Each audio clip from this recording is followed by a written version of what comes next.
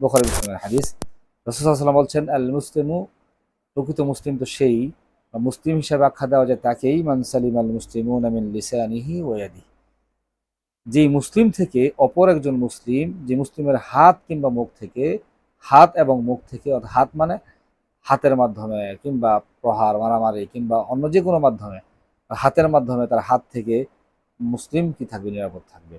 পাশাপাশি তার মুখ থেকে, অর্থাৎ সে অশ্লীল কথা বলবে না, গালিগালাজ করবে না, ফাহেসা কথা বলবে না, অর্থাৎ ফাহেসা কথা থেকে অপর মুসলিম তার কাছ থেকে নিরাপদ থাকবে।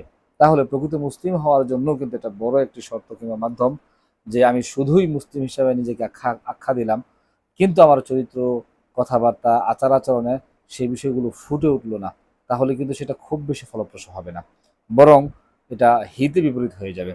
যেমনটি রাসূলুল্লাহ সাল্লাল্লাহু আলাইহি ওয়াসাল্লাম অন্যত্র বলেছেন, মান কানা ইউমিনু বিল্লাহি ওয়াল ইয়াউমিল আখির ফালইয়াকুল খায়রান আও লিয়াসমুত। যদি মুমিন হয়, অর্থাৎ আল্লাহর প্রতি বিশ্বাস স্থাপন করে কেউ, এবং পরকালের প্রতি কারো যদি বিশ্বাস থাকে, তাহলে তার উচিত সে কিছু বললে ভালোটা বলবে, উত্তম বলবে, কল্যাণকর বলবে, নয়তো চুপ থাকবে।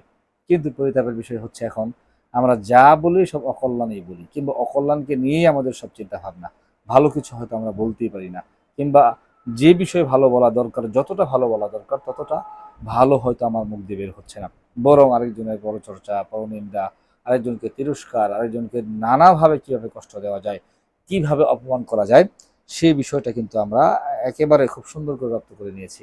ওয়ালিয়াযু বিল্লাহ। আল্লাহ রাব্বুল আলামিন আমাদের হেফাজত করুন, আমিন।